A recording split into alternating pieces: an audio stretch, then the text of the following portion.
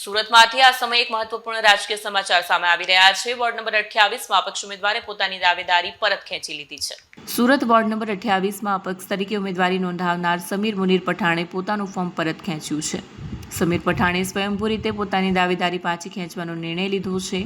તેઓ અગાઉ કોંગ્રેસ પાર્ટીમાં સક્રિય હતા। હવે તેમણે પોતાની ઉમેદવારી પરત ખેંચી આમ આદમી પાર્ટીને સમર્થન જાહેર કર્યું છે।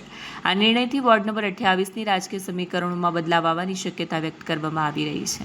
પઠાણ સમીર, આપે જે ઉમેદવારી ફોર્મ પરત ખેંચ્યું છે, શું કારણ?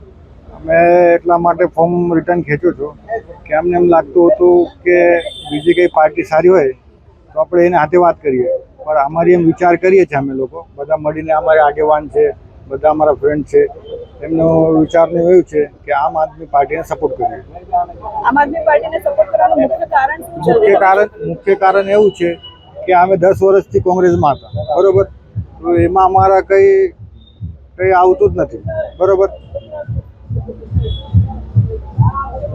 કયા વોર્ડમાંથી ફોર્મ ભર્યા હતા? હું 28 નંબરમાંથી ફોર્મ ભરેલા છે અને તિરુપતિમાંથી। અત્યારે કોને સમર્થન થશે અને કેટલા લોકો સાથે સમર્થન? હવે અમારા 100-200 અહીંયા લોકો છે, અહીંયા બધા જ આગેવાન છે, બધા સોસાયટીના છે, બધા ગલીઓના છે, આગેવાન છે, એ બધા અમને સપોર્ટ કરે છે, અમે બી આ લોકોને બધા સપોર્ટ કરે છે આમ આદમી પાર્ટીને।